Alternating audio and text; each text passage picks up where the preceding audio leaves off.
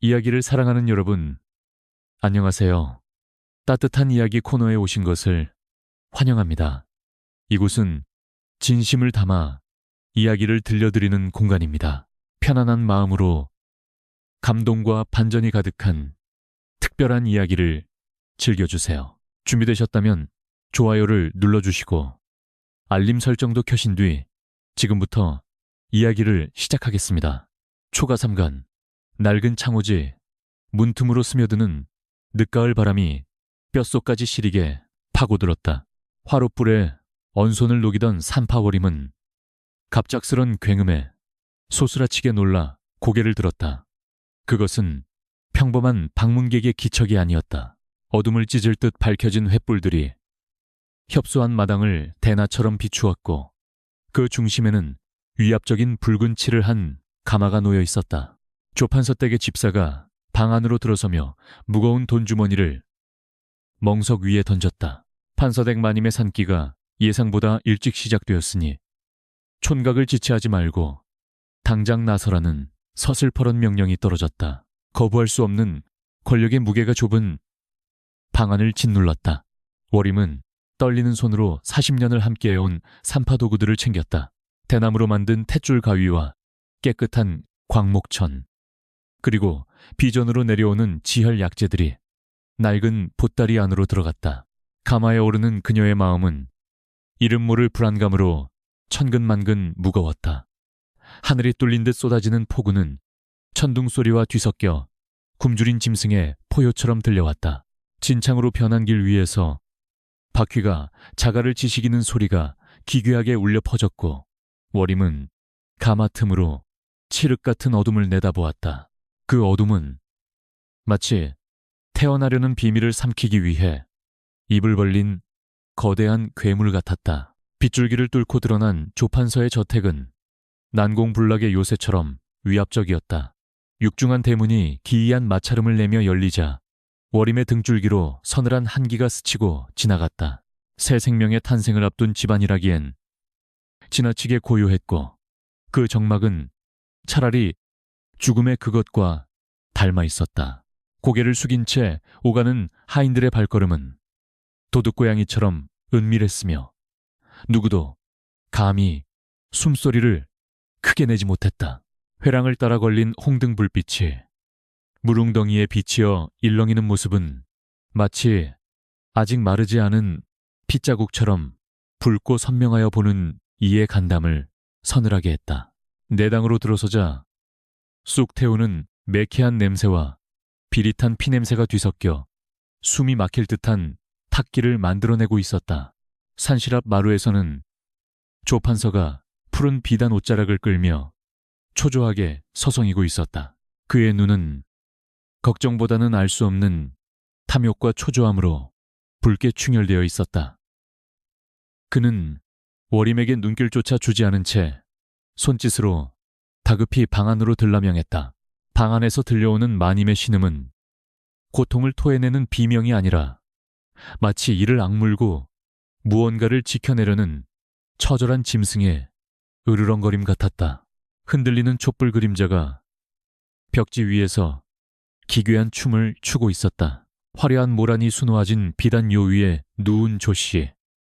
부인은 식은땀으로 흠뻑 젖어 있었고 창백한 얼굴은 핏기가 하나도 없었다. 천장에 매달린 광목끈을 움켜쥔 그녀의 손마디는 하얗게 질려 끊어질 듯 팽팽했다. 그 곁을 지키는 늙은 유모는 날카로운 눈매로 워림의 일거수일투족을 감시하고 있었다. 깊게 패인 주름 속에 천만 가지 흉계를 감춘 듯한 유모의 눈빛은 입을 함부로 놀렸다가는 목숨을 부지하기 힘들 것이라는 무언의 경고를 보내고 있었다. 워림은 서둘러 부인의 상태를 살폈다. 산문은 이미 열려 있었고 태아의 머리가 골반 깊이 내려와 있었으나 태위가 고르지 않아 난산이 우려되었다. 그녀는 하녀들에게 서둘러 더운 물과 수건을 대령하라 이르고 뱃속아이의 자리를 바로잡기 위해 부인의 복부를 조심스럽게 마사지했다.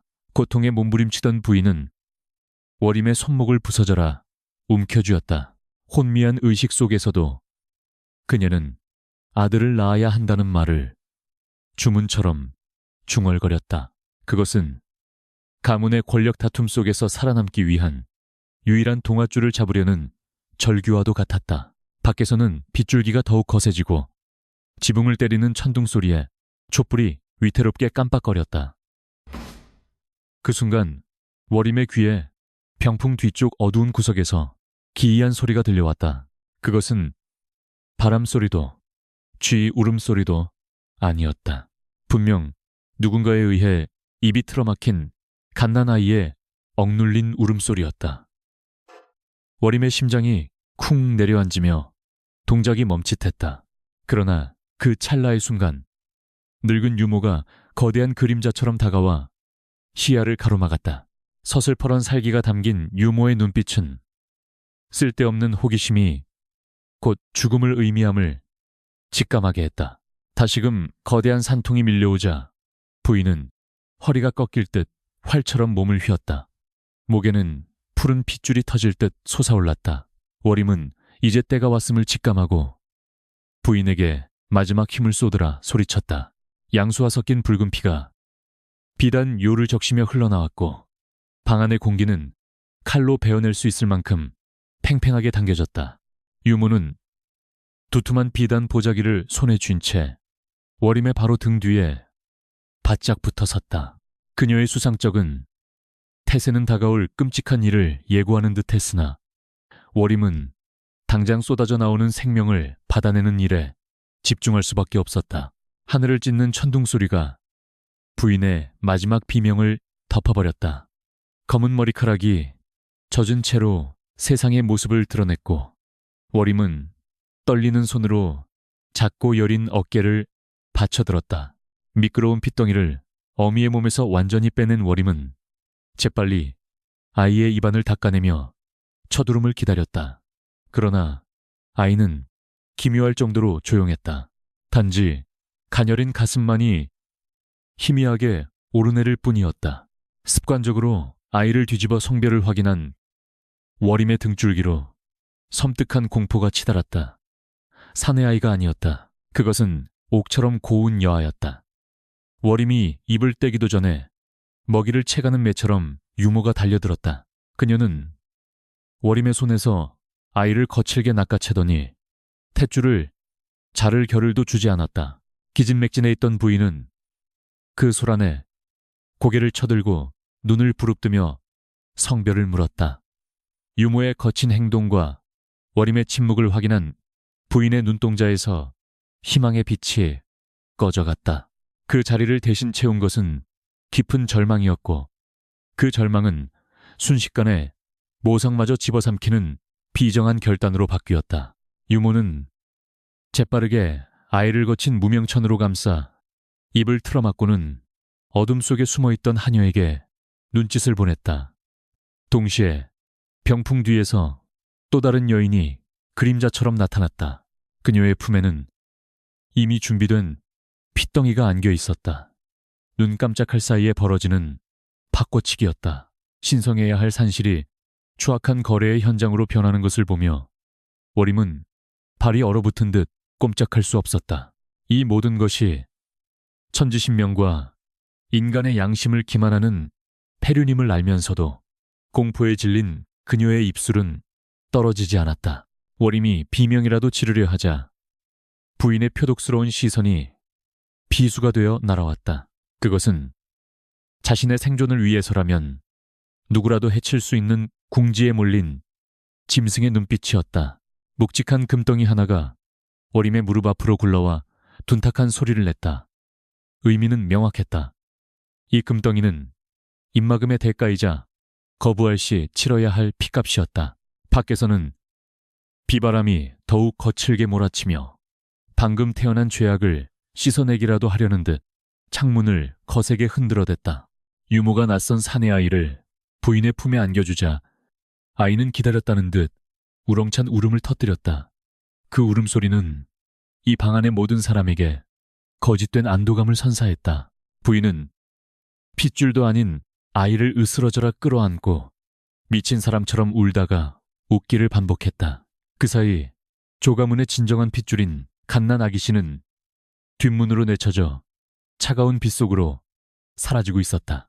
워림은 멀어져가는 그 뒷모습을 바라보며 가슴이 찢어지는 듯한 통증을 느꼈다. 늙은 산파의 양심이 죄책감에 짓눌려 신음했다. 워림이 방에서 쫓겨나기 직전 아이를 담은 바구니 쪽으로 시선을 돌린 찰나였다. 번쩍이는 번개가 어둠을 가리며 아이의 발바닥을 비추었다. 버둥거리는 작은 왼쪽 발바닥 아래 붉은색 초승달 모양의 반점이 선명하게 박혀 있었다. 그것은 마치 하늘이 이 억울한 생명을 기억하기 위해 찍어놓은 핏방울 같았다. 그것은 거짓과 기만으로 얼룩진 이 거대한 저택에서 버려진 아이와 가문을 연결하는 유일하고도 절대적인 증거였다. 워림은 그 잔상을 뇌리에 깊이 새기며 빗속으로 발걸음을 옮겼다. 빗물과 눈물이 뒤섞여 늙은 산파에 주름진 볼을 타고 흘러내렸다.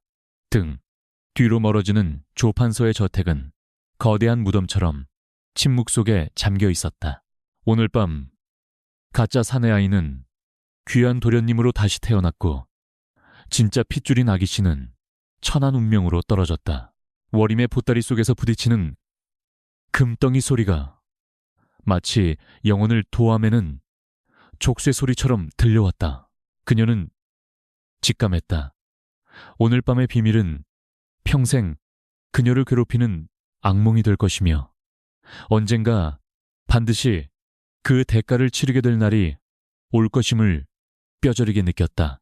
오늘 들려드릴 이야기는 순수한 창작물로 오직 오락과 감상을 위한 내용이며 실제 인물이나 사건과는 전혀 관련이 없음을 알려드립니다. 조판서가 산실문을 박차고 들어온 것은 갓난아이의 우렁찬 울음소리가 담장을 넘어 사랑채까지 울려 퍼진 직후였다. 그는 체면도 잊은 채 버선발로 뛰어들어와 유모의 품에 안긴 핏덩이를 바라보며 감격에 겨운 탄성을 내질렀다. 가문의 대가 끊길까 전전긍긍하던 지난날의 근심이 씻은 듯 사라지고 그의 얼굴에는 세상을 다 얻은 듯한 희열이 번져나갔다. 방금 전까지 죽음의 그림자가 드리워졌던 산실은 순식간에 축제의 장으로 변모했다. 늙은 유모는 교활한 미소를 숨긴 채 짐짓 공손한 태도로 아이를 들어올리며 대감의 복이라 아첨을 떨었다. 거짓된 아들이 가문의 주인이 되는 순간이었다. 판서는 떨리는 손으로 아이를 받아 안았다.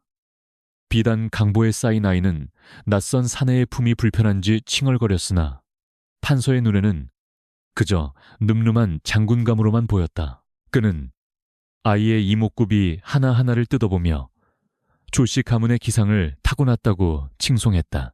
정작 그 아이가 천한 노비의 씨앗이라는 사실은 꿈에도 모른 채 그는 조상님께 감사의 절이라도 올릴 기세였다. 산모인 부인은 그 광경을 지켜보며 안도의 한숨을 내쉬었으나 그 숨결 끝에는 죄책감보다는 자신의 지위를 지켜냈다는 비릿한 안도감이 묻어 있었다. 방 한구석에 쭈그리고 앉아있던 워림은 이 기이하고도 역겨운 연극을 지켜보며 숨이 막혀왔다. 진실을 알고 있는 유일한 외부인인 그녀의 존재는 이 방 안의 모두에게 거슬리는 가시와도 같았다. 부인은 탈진한 몸을 일으켜 유모에게 눈짓을 보냈고 유모는 싸늘한 눈빛으로 워림에게 나가라는 손짓을 했다. 품 안에 든 금덩이가 불덩이처럼 뜨겁게 느껴졌다. 워림은 도망치듯 방을 나섰지만 등 뒤에서 들려오는 판서의 호탕한 웃음소리가 마치 악귀의 비웃음처럼 귓가를 맴돌았다. 비바람은 여전히 거세게 몰아치고 있었다. 워림은 대문을 향해 걸음을 옮기다 말고 본능적으로 행랑채 쪽으로 몸을 숨겼다. 아까 뒷문으로 사라진 하녀의 행방이 마음에 걸렸기 때문이었다. 조판서 가문의 진짜 핏줄, 붉은 초승달을 발바닥에 지닌 그 불쌍한 아기 씨는 어디로 갔단 말인가. 그녀는 담벼락 그림자에 몸을 밀착시키고 어둠 속을 응시했다. 잠시 후 빗줄기 사이로 삿갓을 쓴 사내 하나가 큼지막한 구럭을 메고 쪽문을 빠져나가는 모습이 희미하게 보였다. 구럭 안에서는 짐승의 신음 같은 소리가 새어나오고 있었다. 사내는 죄인처럼 주위를 두리번거리며 질퍽한 진흙길을 걸어갔다. 워림은 들키지 않도록 거리를 유지하며 그 뒤를 밟았다. 사내가 향한 곳은 마을 어귀의 강가가 아니었다. 그는 저택 뒤편 소작농들이 모여 사는 허름한 초가집들이 있는 곳으로 방향을 틀었다. 빗물에 불어난 개울물 소리가 요란한 가운데 사내는 가장 낡고 외진 오두막 앞에 멈춰섰다. 그곳은 조판서댁의 땅을 부쳐먹으며 근근히 살아가는 아이를 갖지 못해 늘 탄식하던 늙은 소장농 부부의 집이었다. 사내는 잠시 망설이는 듯 하더니 구럭에서 젖은 강보에 쌓인 아이를 꺼내 오두막 처마 및 쌀동 옆에 내려놓았다. 살생을 참아할 수 없었던 하녀가 아이를 죽이는 대신 버리기를 택한 모양이었다. 사내는 혹여 누가 볼세라 황급히 어둠 속으로 사라졌고 차가운 빗방울이 처마 끝에서 떨어져 아이의 얼굴을 때렸다. 버려진 핏줄은 추위와 배고픔에 지쳐 울음소리조차 내지 못하고 있었다. 워림은 사내가 완전히 사라진 것을 확인한 후 떨리는 가슴을 부여잡고 아이에게 다가갔다. 아이의 얼굴은 이미 파랗게 질려 있었다. 워림은 조심스럽게 아이를 감싸고 있는 젖은 천을 들춰보았다. 빗물에 젖은 작은 발바닥이 드러났다. 어둠 속에서도 선명하게 보이는 붉은 반점. 왼쪽 발바닥 중앙에 박힌 초승달 모양의 흉터는 여전했다. 그것은 지울 수 없는 천륜의 증표이자 이 아이가 겪어야 할 고난의 시작을 알리는 낙인이었다. 워림은 충동적으로 아이를 안아 올리고 싶었으나 곧 손을 멈추었다. 자신이 아이를 데려가는 순간 조판서 댁에서 보낸 추격자들에게 발각될 것이고 아이와 자신 모두 죽음을 면치 못할 것이 뻔했다. 그때 오두막 안에서 인기척이 들려왔다. 아이의 미약한 칭얼거림을 들은 것인지 낡은 문이 삐걱거리며 열렸다. 워림은 황급히 뒤편의 장독대 뒤로 몸을 숨겼다. 헝클어진 머리에 남루한 옷을 입은 아낙네가 호롱불을 들고 밖으로 나왔다. 그녀는 바닥에 놓인 낯선 핏덩이를 발견하고는 소스라치게 놀라 뒷걸음질 쳤다. 그러나 곧 아이가 살아있음을 확인하고는 주위를 살필 겨를도 없이 아이를 품에 안고 방 안으로 뛰어들어갔다. 워림은 그 광경을 지켜보며 안도의 한숨과 함께 깊은 비애를 느꼈다. 비단 금침에서 태어나 노비의 자식으로 자라게 될 운명, 그리고 노비의 자식으로 태어나 비단 옷을 입고 호의호식할 운명, 하늘이 정해준 핏줄은 인간의 탐욕에 의해 뒤틀려 버렸다. 오두막 안에서는 아이를 살리기 위해 부산을 떠는 부부의 그림자가 창호지 문 위로 비쳤다. 그들은 이 아이가 자신들의 가난한 삶에 내려진 축복이라 여길 것이나 실은 감당하기 힘든 거대한 비극의 씨앗을 품에 안은 셈이었다. 다시 저택으로 시선을 돌린 워림의 눈에 멀리 사랑채의 불빛이 아른거렸다. 판서의 저택에서는 아들의 탄생을 축하하는 술잔치가 벌어지고 있을 터였다. 가짜 아들을 위한 축배가 오가는 동안 진짜 핏줄은 쌀동 옆에서 목숨을 구걸해야 했다. 워림은 품속의 돈주머니를 꽉 쥐었다. 이 돈은 단순한 입막음 비용이 아니었다. 언젠가 이 아이가 자신의 자리를 되찾을 때 증인이 되어줄 자신의 목숨값이었다. 그녀는 결심한 듯 빗속을 뚫고 자신의 집으로 발걸음을 재촉했다. 다음 날 아침 마을에는 조판서 댁에 경사가 났다는 소문이 쫙 퍼졌다. 칠순이 다 된 판서가 늦둥이 아들을 얻었으니 이는 가문의 영광이여 나라의 경사라는 칭송이 자자했다. 사람들은 앞다투어 선물을 들고 판서의 집으로 향했다. 반면 마을 끝자락 쓰러져가는 오두막집 부부가 밭고랑에서 버려진 아이를 주었다는 소식은 누구의 관심도 끌지 못했다. 그저 운 나쁜 부부가 입 하나 더 늘어 고생하게 생겼다는 혀차는 소리만 간간히 들릴 뿐이었다. 판서는 갓 태어난 아들에게 명이라는 이름을 지어주었다. 밝을 명, 세상을 환하게 비추라는 뜻이었다. 그러나 그 이름의 주인은 어둠 속에서 태어나 거짓으로 빛나고 있었다. 판서는 아이의 발바닥을 확인할 생각조차 하지 않았다. 자신의 고귀한 피를 이어받은 아들이라는 맹목적인 믿음, 그리고 아내에 대한 신뢰가 그의 눈을 가리고 있었다. 게다가 유모는 아이의 발에 항상 두꺼운 버선을 신겨두었고 감기라도 들새라 겹겹이 싸매놓아 누구도 아이의 맨살을 볼 수 없게 만들었다. 월임은 며칠 동안 두문불출하며 공포에 떨었다. 혹여나 판서 댁에서 자객을 보내지 않을까 하는 두려움 때문이었다. 밤마다 문 밖에서 바스락거리는 소리만 들려도 식은땀을 흘리며 잠에서 깼다. 그러나 다행히도 판서 댁은 조용했다. 그들은 월임이 돈을 받고 입을 다물었다고 확신하는 듯했다. 아니면 천한 산파 하나쯤은 언제든 쥐도 새도 모르게 없앨 수 있다고 여기며 방심하고 있는지도 몰랐다. 그 침묵이 오히려 월임의 불안을 더욱 부채질했다. 어느 날 월임은 장터에 나갔다가 우연히 소장농 아낙네를 마주쳤다. 그녀의 등에는 포대기에 쌓인 아이가 엎여 있었다. 아낙네는 젖동량을 하러 다니는 중이었다. 월임은 모르는 척 다가가 아이의 얼굴을 살폈다. 며칠 전 빗속에서 파랗게 질려있던 모습은 사라지고 비록 야위었으나 제법 생기가 도는 얼굴이었다. 아이는 월임과 눈이 마주치자 방긋 웃었다. 그 순진무구한 미소를 보는 순간 월임의 가슴 한 구석이 욱신거렸다. 피는 속일 수 없는 법.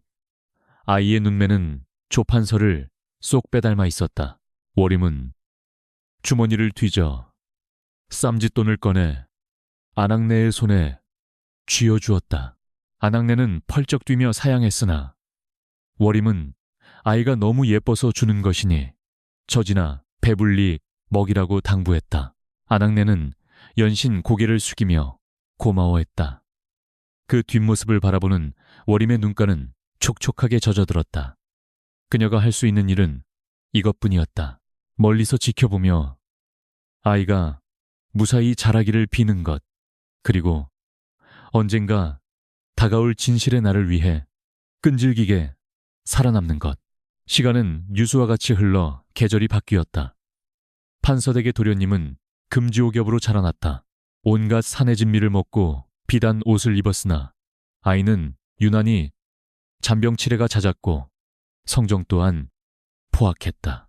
하인들을 꼬집고 물어뜯기 일쑤였으며 원하는 것을 얻지 못하면 자지러지게 울어대 집안을 쑥대밭으로 만들었다. 판서는 그것조차 장군의 기질이라며 허허 웃어넘겼으나 부인의 얼굴에는 날이 갈수록 수심이 깊어졌다. 그녀는 밤마다 악몽에 시달리며 식은땀을 흘렸고 점점 더 미신과 무속에 의지하게 되었다. 반면 소장농의 딸로 자라나는 아이는 이쁜이라는 촌스러운 이름으로 불리며 거친 밥을 먹고 자랐다. 그러나 아이는 잔병 하나 없이 튼튼했고 누가 가르쳐주지 않아도 예의가 바르고 총명했다. 동네 사람들은 천한 집에서 어찌 저리 귀티나는 아이가 나왔느냐며 수군거렸다. 그 말이 들릴 때마다 유모는 사색이 되어 판서댁의 높은 담장을 더욱 굳게 걸어 잠갔다. 거짓은 진실을 덮으려 할수록 더욱 썩어문드러지는 법이었다. 어느 늦은 밤 월임의 집 문을 두드리는 소리가 들렸다. 이번에는 판서댁 집사가 아니었다. 얼굴을 깊게 눌러쓴 복면의 사내들이었다. 그들은 아무런 말도 없이 문틈으로 서찰 하나를 밀어넣고 사라졌다. 떨리는 손으로 펼쳐본 서찰에는 단 한 글자도 적혀 있지 않았다. 그저 붉은색 먹으로 그려진 초승달 그림 하나가 섬뜩하게 찍혀 있을 뿐이었다. 그것은 경고였다. 네가 알고 있는 것을 무덤까지 가져가라는, 아니면 네가 무덤으로 가게 될 것이라는 무언의 협박이었다. 워림은 서찰을 구겨 아궁이 불 속에 던져버렸다. 불길이 종이를 집어삼키며 타올랐다. 그녀의 눈빛도 불길과 함께 이글거렸다. 그들은 틀렸다. 공포는 사람을 움츠러들게 하지만 죄책감과 분노는 사람을 강하게 만든다. 그녀는 벽장 깊숙한 곳에 숨겨둔 낡은 장부를 꺼내 들었다. 그리고 떨리는 손으로 먹을 칼아 그날 밤 있었던 일들을 하나하나 기록하기 시작했다. 비록 지금은 힘이 없어 침묵하지만 이 기록은 훗날 거짓된 달을 떨어뜨리고 진짜 태양을 띄울 유일한 무기가 될 것이었다. 밖에서는 여전히 바람이 불고 있었지만 워림의 방 안은 결의로 뜨겁게 달아오르고 있었다. 조판서 댁의 경사는 열흘이 넘도록 이어졌다. 대문은 활짝 열려 있었고 드나드는 하인들의 손에는 고기와 술이 끊이지 않았다. 마을 사람들은 판서의 늦둥이를 보며 하늘이 내린 복이라 칭송했고 얻어먹은 떡고물에 취해 그 집 담장 안에서 벌어지는 기이한 기류를 눈치채지 못했다. 그러나 화려한 잔치판의 이면에는 썩은 내가 진동하고 있었다. 안채 깊숙한 곳, 부인의 처소에는 웃음소리 대신 무거운 침묵만이 감돌았다. 부인은 화려한 비단옷을 입고 있었으나 그 속의 몸은 죄책감과 불안으로 바짝 말라가고 있었다. 그녀의 눈은 수시로 방문 쪽을 향했고 작은 소리에도 쏘스라치게 놀라곤 했다. 늙은 유모는 그런 부인을 대신해 집안을 단속했다. 그녀의 눈은 매처럼 날카롭게 번득이며 하인들의 입놀림을 감시했다. 특히 그녀의 시선이 머무는 곳은 그날 밤 아이를 버리고 온 젊은 하녀 사머리였다. 사머리는 그날 이후 넋이 나간 사람처럼 굴었다. 물동이를 엎지르기 일쑤였고 멍하니 허공을 응시하며 중얼거리는 일이 잦았다. 유모는 사머리가 혹여나 죄책감을 이기지 못하고 입을 열까봐 전전긍긍했다. 비밀은 무덤까지 가져가야만 비밀인 법. 살아있는 입은 언제나 화를 부르는 통로였다. 어느 날 밤 유모는 사머리를 은밀히 뒷방으로 불렀다. 촛불 하나 켜지지 않은 어두운 방에서 유모의 목소리는 낮고 음산했다. 네가 한 짓을 알고 있다. 아이를 죽이지 않고 살려둔 것을 알고 있다. 유모의 추궁에 사머리는 사시나무 떨듯 떨며 바닥에 머리를 조아렸다. 차마 핏덩이를 죽일 수 없어 남의 집 처마 밑에 두었노라고 제발 목숨만은 살려달라고 애원했다. 유모는 차가운 미소를 지으며 사머리의 어깨를 토닥였다. 잘했다. 차라리 잘된 일이다. 이제 모든 것은 잊고 편히 쉬거라. 그러나 그 위로의 말은 사형 선고와도 같았다. 다음 날 새벽 우물가에서 비명소리가 터져나왔다. 물을 기르러 갔던 다른 하녀가 우물 속에 떠있는 무언가를 발견하고 기절초풍한 것이었다. 그것은 사머리였다. 시신은 차갑게 식어 퉁퉁 불어 있었고 그 모습은 참혹하기 그지없었다. 집안은 발칵 뒤집혔다.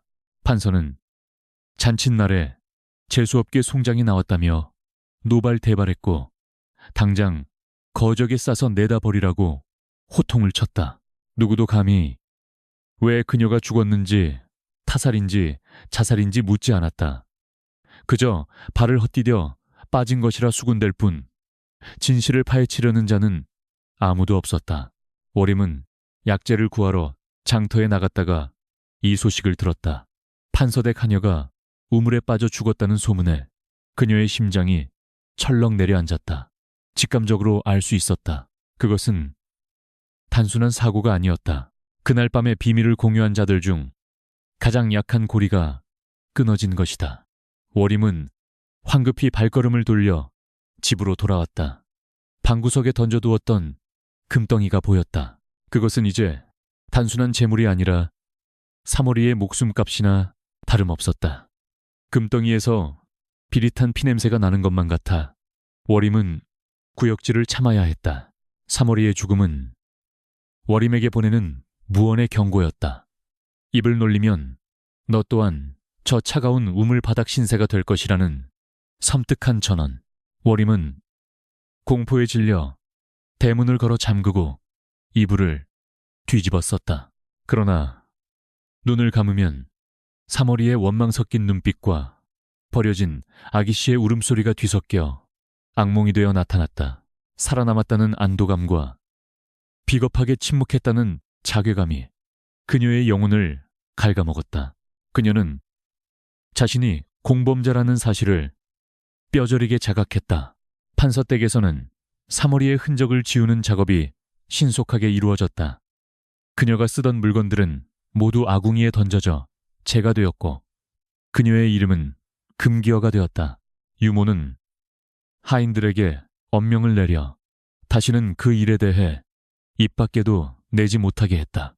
만약 헛소문을 퍼뜨리는 자가 있다면 혀를 뽑아버리겠다는 으름장에 하인들은 입을 굳게 다물었다.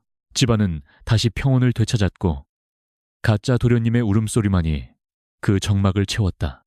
죽은 자는 말이 없고 산자는 공포에 질려 침묵했다. 한편 갓난 아기씨를 거둔 소장농 부부는 아이에게 분이라는 이름을 지어주었다. 분이 분하고 억울한 팔자를 타고났으나 씩씩하게 살라는 뜻인지 아니면 그저 꽃가루처럼 고운 아이라는 뜻인지는 알 수 없었다. 분이는 거친 젖을 먹으면서도 무럭무럭 자랐다. 비록 누더기를 걸치고 있었으나 그 눈망울만은 밤하늘의 별처럼 초롱초롱했다. 소장농 아내는 분이를 업고 밭을 매면서도 힘든 줄 몰랐다. 아이의 미소 한 번이면 고된 하루의 피로가 눈 녹듯 사라졌기 때문이었다. 월임은 밤이 깊으면 몰래 소장농의 오두막 근처를 서성거렸다. 혹여나 유모가 분이의 존재를 눈치채고 해코지하지 않을까 하는 걱정 때문이었다. 다행히 유모는 사머리가 아이를 아주 멀리 혹은 깊은 산속에 버려 짐승의 밥이 되었으리라 믿는 눈치였다. 등잔 밑이 어둡다고 자신들의 땅을 부쳐먹는 소장농의 집에 그 아이가 살아있으리라고는 상상도 못하는 듯했다. 월임은 멀리서 들려오는 분이의 옹알이 소리를 들으며 가슴을 쓸어내렸다. 계절이 바뀌어 겨울이 찾아왔다. 판서댁의 겨울은 따뜻하고 풍요로웠다. 온돌방은 뜨끈했고 곳간에는 쌀과 고기가 가득했다. 가짜 도련님은 비단 강보에 쌓여 호화로운 생활을 누렸다. 반면 분인의 오두막은 매서운 칼바람에 그대로 노출되었다. 택감이 부족해 냉방에서 서로의 체온에 의지해 잠을 청해야 했고 끼니를 잊기도 어려워 묽은 죽으로 배를 채웠다. 월임은 가끔 몰래 쌀자루나 숯을 오두막 앞에 두고 도망치듯 사라지곤 했다. 그것이 그녀가 할 수 있는 유일한 속죄였다. 어느 눈 내리는 날 판서가 가마를 타고 마을을 순시하다가 우연히 분이 내 오두막 앞을 지나게 되었다. 마침 마당에서 놀고 있던 분이와 눈이 마주쳤다. 판서는 가마를 멈추라고 명했다. 왠지 모를 기시감이 들었기 때문이었다. 저 아이의 눈, 어디서 많이 본 듯한 눈이었다. 판서는 가마문을 열고 한참 동안 분이를 응시했다. 수행하던 집사가 의아해하며 물었으나 판서는 고개를 저으며 다시 가마문을 닫았다. 그저 천한 것들이 사는 모습이 딱해 보였을 뿐이라며 스스로를 납득시켰으나 그의 마음 한구석에는 알 수 없는 파문이 일었다. 유모는 판서의 그 행동을 전해 듣고 사색이 되었다. 핏줄이 당긴다는 말이 헛소리가 아님을 실감한 탓이었다. 그녀는 즉시 사람을 시켜 분인의 집을 감시하게 했다. 다행히 판서는 그날 이후 별다른 내색을 하지 않았으나 유모의 의심은 뱀처럼 벨리를 틀고 앉아 사라지지 않았다. 그녀는 만약을 대비해 또 다른 흉계를 꾸미기 시작했다. 불안의 싹은 애초에 잘라버려야 한다는 것이 그녀의 신조였다. 워림은 마을의 분위기가 심상치 않게 돌아가는 것을 감지했다. 판서댁 하인들이 소장농 마을을 기웃거리는 횟수가 잦아졌다. 그녀는 분위기가 위험하다는 것을 직감했다. 지금 당장은 아니더라도 언젠가 반드시 마수가 뻗칠 것이었다. 워림은 다시 붓을 들었다. 지난번 기록에 이어 사머리의 죽음과 판서의 우연한 마주침까지 꼼꼼히 적어 내려갔다. 이 기록들이 훗날 분위를 지킬 방패가 되기를 간절히 기도하며 먹물을 찍어 눌러쓴 글씨 하나하나에 피눈물을 담았다. 그해 겨울은 유난히 길고 혹독했다. 눈은 그칠 줄 모르고 쏟아졌고 세상은 온통 하얗게 뒤덮였다. 그러나 그 눈으로도 덮을 수 없는 것이 있었다. 판서댁, 마당 깊은 곳에 묻힌 진실, 그리고 얼어붙은 땅 위에서도 끈질기게 생명을 이어가는 분이의 숨결. 워림은 창밖의 눈보라를 바라보며 맹세했다. 내 목숨이 붙어있는 한저 아이가 자신의 이름을 되찾는 날까지 지켜보고 또 지켜보겠노라고. 그녀의 늙고 주름진 손이 주먹을 꽉 쥐었다. 침묵은 금으로 샀으나 진실은 결코 살 수 없는 법이었다. 판서댁의 담장은 높았으나 하늘을 가릴 수는 없었다. 밤하늘에 뜬 달이 차가운 눈빛으로 세상을 내려다보고 있었다. 붉은 초승달 모양의 흉터를 가진 아이와 거짓된 달을 품은 가문, 운명의 수레바퀴는 이미 굴러가기 시작했고 그 끝에는 파멸과 구원 중 어느 것이 기다리고 있을지 아무도 알 수 없었다. 다만 확실한 것은 죄 지은 자는 발 뻗고 잘 수 없다는 옛말이 틀리지 않다는 것뿐이었다. 세월은 무심하게 흘러 어느덧 5해가 지났다. 판서댁의 기와지붕 위로 수많은 비바람이 스쳐 지나갔지만 그 안에 갤리를 튼 거짓의 뿌리는 썩어 문드러지기는커녕 더욱 깊고 단단하게 박혀버렸다. 그러나 화려한 담장 안에는 기이한 그림자가 드리워져 있었다. 금지옥엽으로 자라난 아들 명희는 유난히 병약하고 밤마다 가위에 눌려 자지러지게 울어댔다. 아이의 울음소리는 마치 원한 맺힌 귀신의 곡소리처럼 밤 공기를 갈랐고 그 소리를 듣는 부인의 가슴은 숫덩이처럼 까맣게 타들어갔다. 부인은 전국에 용하다는 무당은 모조리 불러들여 구판을 벌였다. 징과 꽹과리 소리가 요란하게 울려 퍼지고 작두를 타는 무당의 서슬퍼런 칼날이 허공을 갈랐다. 무당은 쌀을 뿌리며 공수를 내렸다. 집주인이 문 밖에 서 있고 객이 안방을 차지했구나. 터가 뒤집혔어. 그 소름 끼치는 예언에 부인은 사색이 되어 벌벌 떨었다. 그것은 단순한 잡귀의 장난이 아니라 자신이 저지른 죄악이 업보가 되어 돌아온 것임을 뼈저리게 느꼈기 때문이었다. 유모는 무당의 입을 막으려 두툼한 복채를 쥐어주며 서둘러 구판을 정리했으나 부인의 귓가에 남은 그 불길한 말은 씻겨나가지 않았다. 한편 마을 끝자락 쓰러져가는 오두막에서 자라난 분이는 들풀처럼 강인했다. 제대로 된 옷 한 벌 없이 누더기를 걸치고 흙바닥을 뒹굴며 자랐지만 잔병칠에 한 번 없이 씩씩했다.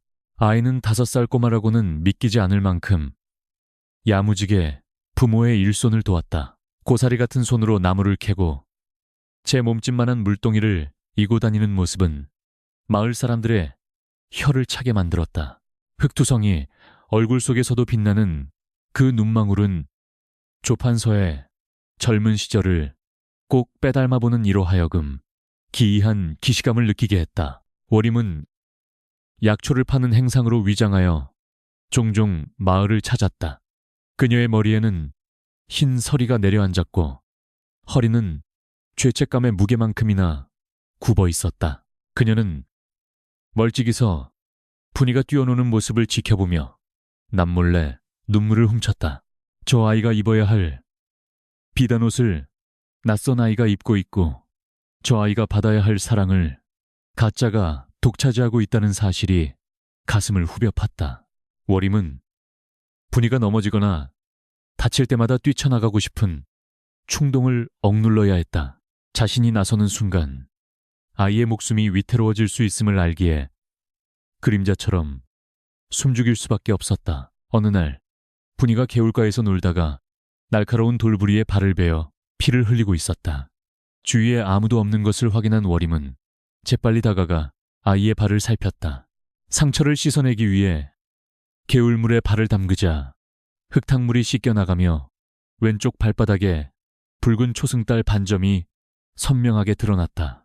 5년이라는 시간 동안 아이와 함께 자라난 그 붉은 낙인은 마치 하늘이 이 아이를 잊지 않았음을 증명하는 도장처럼 뚜렷했다. 워림은 품에서 귀한 지열 가루를 꺼내 정성스레 발라주고 깨끗한 천으로 상처를 감싸주었다. 할머니는 누구세요? 분이가 초롱초롱한 눈으로 물었다. 워림은 목이 메어 말문이 막혔다. 지나가던 늙은이다. 아프지 말거라, 아가. 너는 귀한 아이란다. 워림은 아이의 머리를 쓰다듬으며 떡 하나를 손에 쥐어주었다. 아이는 배고픔에 떡을 허겁지겁 베어 물면서도 해맑게 웃었다. 그 미소는 천하를 호령할 기상을 품고 있었으나 현실은 하루 끼니를 걱정해야 하는 천민의 딸이었다. 워림은 서둘러 자리를 떴다. 더 이상 지체했다가는 억누르던 감정이 터져나올 것만 같았다. 그날 오후 판서댁 유모가 소장료를 거들어 마을에 나타났다. 그녀는 수행원들을 대동하고 위세등등하게 오두막집 마당에 들어섰다. 흉년이 들어 수하기 시원치 않았던 소장농 부부는 유모의 바짓가랑이를 잡고 사정했다. 며칠만 기다려주면 어떻게든 마련하겠다고 읍소했으나 유모의 표정은 차가운 돌덩이 같았다. 그때 방 안에 있던 분이가 부모의 울음소리를 듣고 밖으로 뛰쳐나왔다.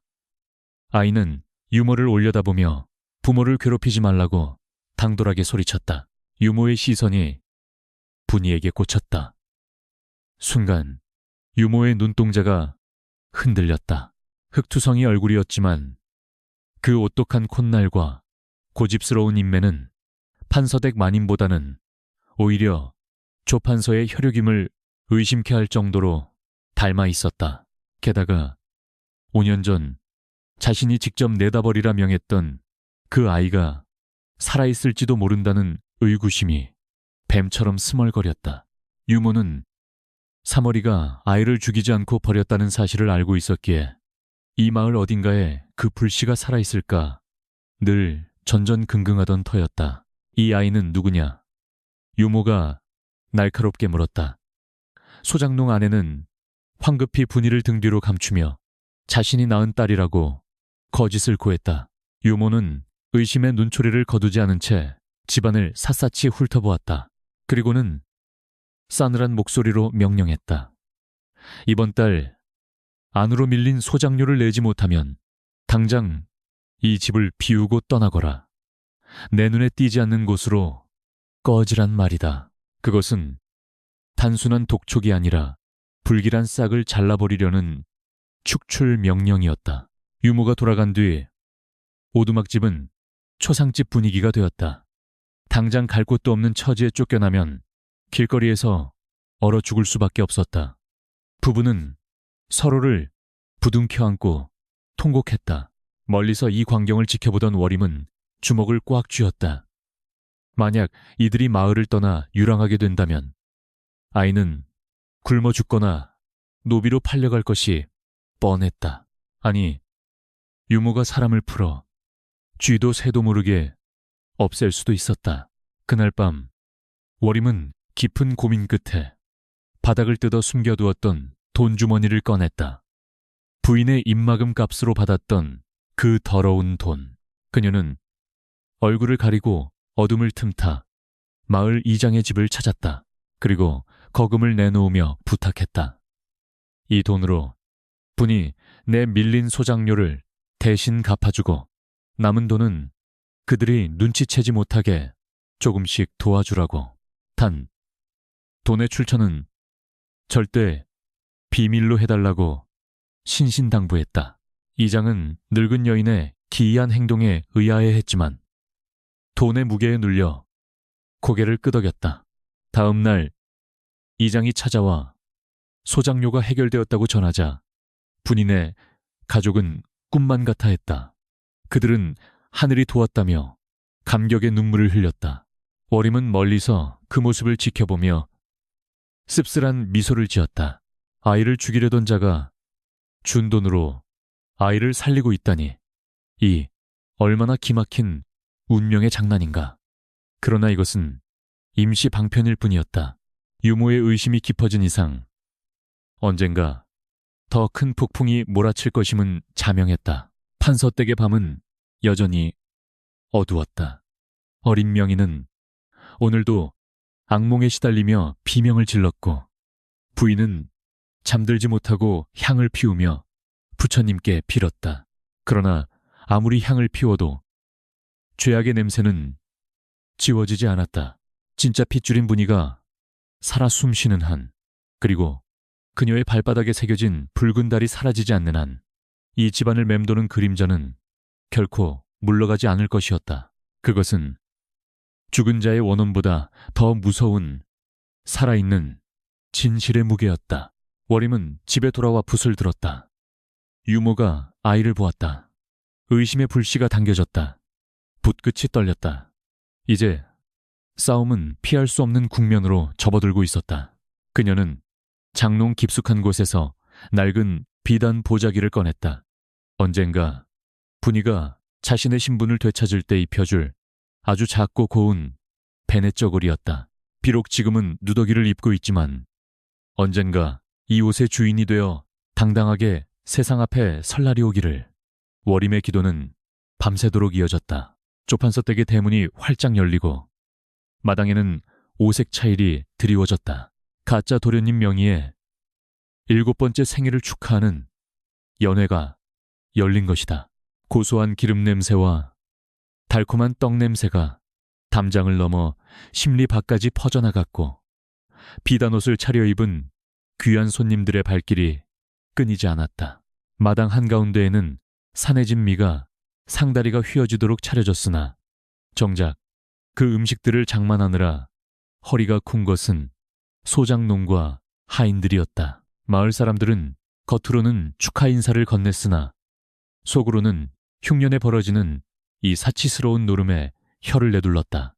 주인공인 명희는 화려한 금박이 박힌 비단 도포를 입고 상석에 앉아 있었다. 그러나 그 얼굴에는 기쁨보다는 짜증과 권태가 가득했다.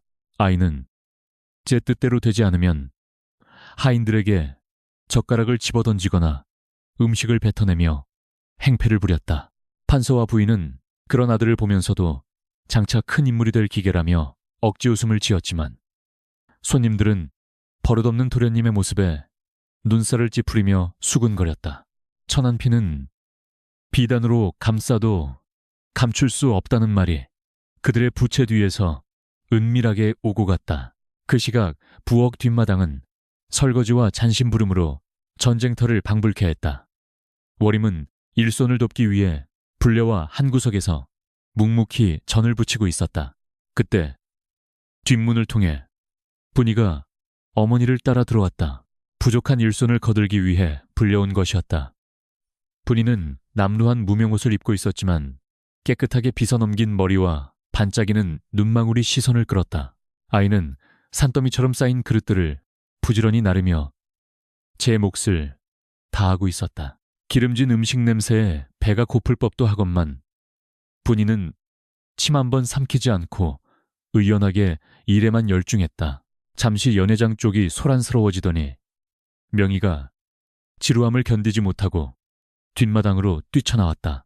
뒤를 따르던 유모와 하녀들이 쩔쩔매며 도련님을 불렀지만 명희는 들은 채도 하지 않고 마당을 휘젓고 다녔다. 그러다 그릇을 나르던 분이와 마주쳤다. 명희는 자신과 비슷한 또래지만 너무나도 다른 차림새를 한 분이를 위아래로 훑어보았다. 그의 눈에 비친 분이는 사람이 아니라 심심풀이, 장난감이나 벌레처럼 보였다. 명희는 입가에 심술르는 미소를 지으며 분이의 앞을 가로막았다. 너는 누구냐? 거짓골을 하고 감히 내 생일잔치에 기어 들어오다니. 명희가 거만하게 물었다. 분이는 고개를 숙여 예를 갖추었으나 눈빛만은 굴복하지 않았다. 소인 일손을 도우러 온 분이라 하옵니다. 또렷한 목소리였다. 명희는 그 당당함이 마음에 들지 않았다. 천한 것들은 자신의 앞에서 벌벌 떨며 조아려야 마땅하건만 저 아이에게서는 알 수 없는 기품이 느껴졌다. 그것이 명희의 열등감을 자극했다. 그는 바닥에 떨어진 흙덩이를 집어 분이의 깨끗한 옷에 던졌다. 더러운 거지가 내 집에 있으니 냄새가 나는구나. 엎드려서 개처럼 지져보아라. 그러면 떡 하나 던져주마. 명희가 낄낄거리며 명령했다. 주위에 있던 하인들은 숨을 죽인 채 눈치만 보았다. 그러나 분이는 흙 묻은 옷을 털어내며 똑바로 서서 명희를 응시했다. 사람에게 개처럼 짖으라 하는 것은 도리가 아닙니다. 비록 천한 신분이나 함부로 짖을 수는 없습니다. 어린아이의 입에서 나온 말이라 믿기 힘든 서리빨 같은 대답이었다. 명희 얼굴이 불그락푸르락해졌다. 감히 천한 계집이 자신의 명령을 거역하고 훈계까지 하려 들다니 참을 수 없는 모욕이었다. 분노한 명희는 옆에 있던 돌멩이를 집어 분이의 이마를 향해 힘껏 던졌다. 악 하는 소리와 함께 분이의 이마에서 붉은 피가 주르륵 흘러내렸다. 그러나 분이는 울지 않았다. 입술을 꽉 깨물고 피가 흐르는 이마를 손으로 가린 채 원망 섞인 눈으로 명희를 노려볼 뿐이었다. 그 눈빛은 마치 꾸짖는 듯했다. 소란을 듣고 달려온 유모가 이 광경을 목격했다. 그녀는 피 흘리는 분이를 걱정하기는커녕 기절초풍하여 명희를 끌어안고 호들갑을 떨었다. 아이고 도련님, 어디 다치신 데는 없으십니까? 저런 천한 것이 감히 도련님의 옥체에 손을 대려 하다니. 유모는 적반하장으로 분이를 몰아세웠다. 달려나온 분이의 어미가 딸을 감싸 안고 바닥에 머리를 부시며 사죄했으나 유모의 독설은 멈추지 않았다. 재수없게 어디서 피를 흘려. 당장 저것들을 끌어내라. 소금을 뿌려라. 워림은 부엌 문틈으로 이 모든 것을 지켜보며 가짜는 비단을 입고도 짐승처럼 굴고 진짜는 누더기를 입고도 군자처럼 의연했다. 피는 속일 수 없다는 말이 이토록 잔인하게 증명되는 순간이었다. 하인들에 의해 짐짝처럼 밖으로 끌려나가는 분이의 뒷모습을 보며 워림은 가슴이 찢어지는 듯했다. 당장이라도 뛰쳐나가 저 오만한 유모의 뺨을 올려붙이고 진실을 소리치고 싶었으나 아직은 때가 아니었다. 소동이 가라앉고 분이와 어미가 쫓겨난 뒤 판서가 뒤늦게 뒷마당으로 들어왔다. 그는 바닥에 떨어진 핏방울을 보며 미간을 찌푸렸다. 유모는 천한 계집아이가 도련님을 해하려 하여 내쫓았다고 거짓을 고했다. 판서는 고개를 끄덕이며 명의를 달랬으나 그의 마음 한구석에는 찜찜함이 남았다. 아까 얼핏 보았던 피를 흘리면서도 꼿꼿이 서 있던 그 아이의 눈빛이 뇌리에 박혀 떠나지 않았기 때문이었다. 그것은 자신의 젊은 시절 불의를 보면 참지 못하던 그 기백과 너무나도 닮아 있었다. 연회는 계속되었으나 분위기는 이미 식어버렸다. 명희는 흥이 깨졌다며 상을 엎어버리고 방으로 들어가 버렸고 손님들은 억지로 술잔을 기울이다 하나둘 자리를 떴다. 화려하게 시작된 잔치는 난장판으로 끝이 났다. 풍요 속의 빈곤, 환호 속의 공허함만이 가득했다. 이것이 거짓 위에 세워진 사상 누각의 실체였다. 워림은 일을 마치고 품삯을 받자마자 서둘러 분인의 오두막으로 향했다. 어두컴컴한 방 안에서 분이의 어미가 흐느끼며 딸의 상처를 닦아주고 있었다. 워림은 가져온 약골을 꺼내 분이의 이마에 조심스럽게 발랐다. 찢어진 상처는 제법 깊었으나 다행히 뼈는 다치지 않았다. 분이는 쓰라릴 텐데도 신음소리 한 번 내지 않았다. 워림이 안쓰러운 마음에 물었다. 많이 아프지? 왜 울지 않았느냐? 분이가 워림을 바라보며 담담하게 말했다. 울면 지는 거잖아요. 제가 잘못한 게 없는데 왜 울어야 해요? 저 아이는 옷만 좋게 입었지 마음은 거지보다 못해요. 워림은 그 말에 말문이 막혔다. 어린아이의 통찰력이 놀랍고도 두려웠다. 그녀는 분이를 와라 끌어안았다. 그래, 네 말이 맞다. 네가 훨씬 더 귀하고 높은 사람이다. 그러니 절대 기죽지 말거라. 워림이 돌아가는 길, 밤하늘에는 둥근 보름달이 떠 있었다. 달빛이 판서댁의 기와 지붕을 차갑게 비추고 있었다. 저 안에서는 가짜 주인이 비단 이불을 덮고 자고 진짜 주인은 흙벽돌 집에서 상처를 부여잡고 잠들었다. 그러나 오늘 밤 워림은 희망을 보았다. 진흙 속에서도 연꽃이 피어나듯 분이는 척박한 환경 속에서도 스스로 빛을 내고 있었다.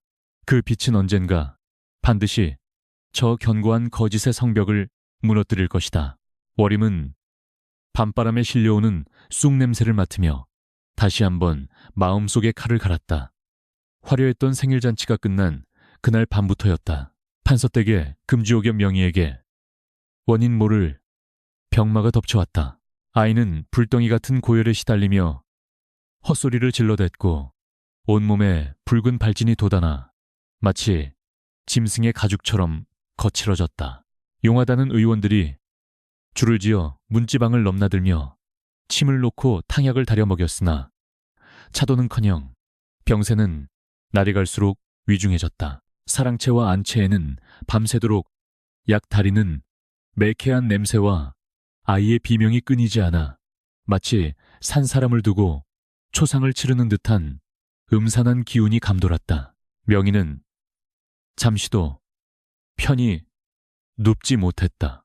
눈을 감으면 저리가 피 흘리는 아이가 온다라며 허공에 대고 손을 휘저었고 눈을 뜨면 천장에 매달린 검은 그림자가 자신의 목을 조른다며 발작을 일으켰다. 그것은 단순한 병이 아니라 마치 누군가의 원한이 아이의 영혼을 갉아먹는 듯한 형국이었다. 판서와 부인은 피가 마르는 심정으로 밤을 지새웠다. 특히 부인은 그것이 자신이 저지른 업보가 아들의 씌운 것이라 여겨 공포에 질린 눈으로 허공을 응시하며 연부를 외웠으나 마음의 평안은 찾아오지 않았다. 의원들조차 고개를 저으며 포기할 즈음 유모는 지푸라기라도 잡는 심정으로 워림을 불렀다. 산파는 생과 사의 경계에 있는 자이니 혹시나 아이에게 씌운 살을 풀어낼 방도가 있을까 싶어서였다. 워림은 기별을 받고 무거운 발걸음으로 판서댁을 찾았다. 대문을 들어서자마자 느껴지는 기운은 탁하고 무거웠다. 마치 땅의 기운이 집안의 사람들을 거부하고 밀어내는 듯한 위화감이었다. 정원에는 시들어버린 화초들이 질비했고 연못물은 썩어 녹조가 끼어 있었다. 주인 일은 집처럼 생기가 없었다. 사랑방에 들어서자 역한 약 냄새가 코를 찔렀다. 비단 이불 속에 파묻힌 명희는 며칠 사이에 반쪽이 되어 있었다. 윤기 흐르던 얼굴은 해골처럼 앙상했고 눈밑은 창하게 검푸른 죽음의 그림자가 드리워져 있었다. 워림은 조심스럽게 아이의 손목을 잡고 맥을 짚었다. 맥박이 불규칙하고 미약했다. 마치 뿌리가 잘린 나무가 억지로 땅 위에 서 있으려 발버둥 치는 듯한 형상이었다. 육신의 병이 아니었다. 이것은 기의 충돌, 즉 거짓된 핏줄이 조상의 터와 맞지 않아 일어나는 거부 반응이었다. 워림이 맥을 짚는 동안 명희가 눈을 번쩍 떴다. 몽롱한 눈동자가 워림을 향했으나 초점은 그녀 뒤편 어딘가에 머물러 있었다. 할멈 뒤에 누가 있어? 아이가 쉰 목소리로 중얼거렸다. 그 소리에 방 안에 있던 부인과 유모의 얼굴이 사색이 되었다. 워림은 등골이 서늘해짐을 느꼈으나 내색하지 않고 아이의 이마에 손을 얹어 진정시켰다. 아이의 몸은 불덩이였으나 손발은 얼음장처럼 차가웠다. 음양의 조화가 완전히 깨져버린 상태였다. 판서가 초조한 얼굴로 물었다. 도대체 병명이 무엇인가?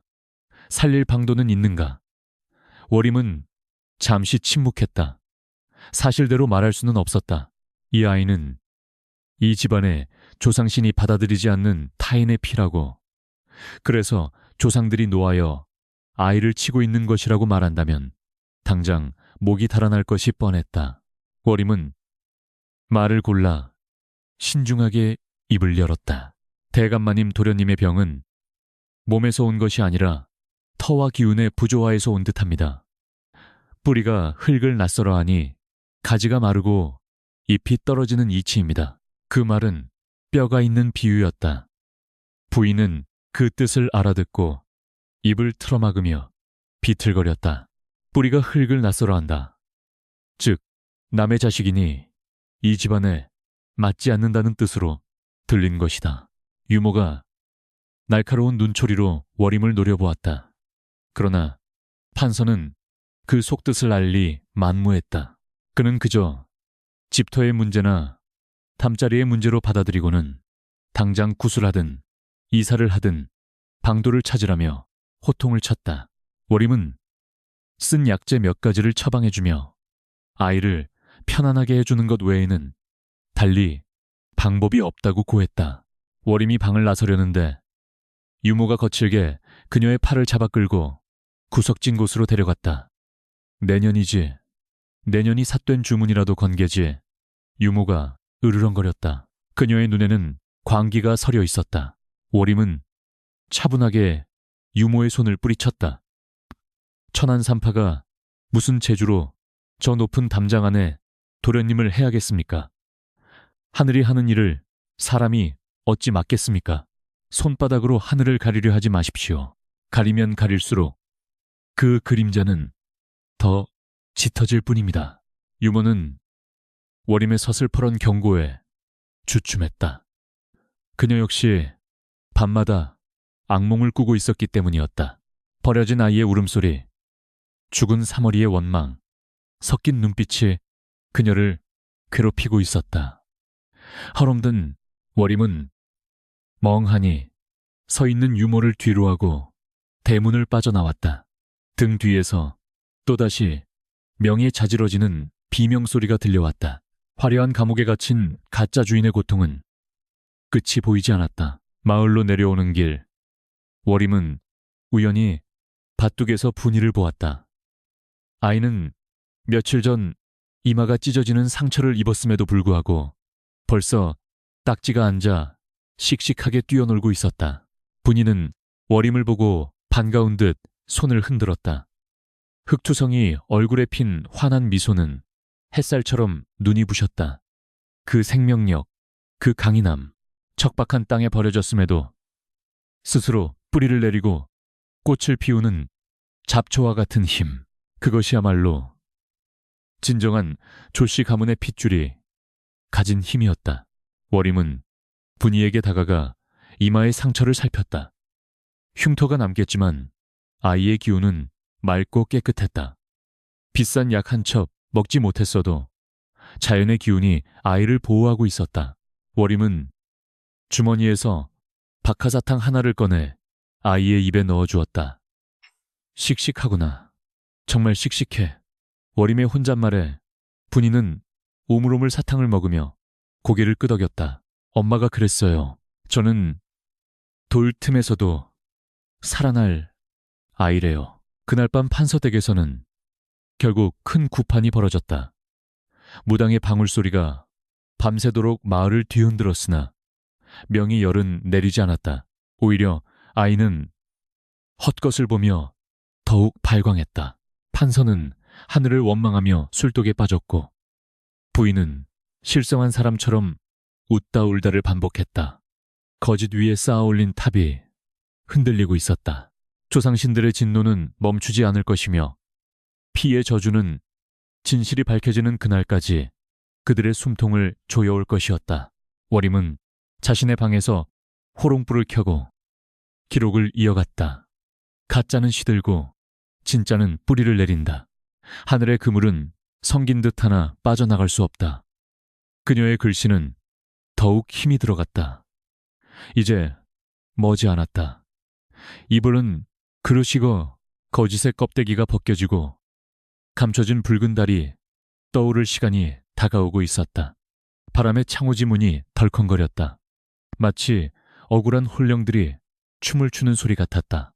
조판서댁의 사랑채에서 은밀한 모의가 이루어진 것은 달조차 구름 뒤로 숨어버린 그 단밤이었다. 명의 병세가 차도를 보이지 않자 유모는 부인을 부추겨 마지막 독수를 두기로 결심했다.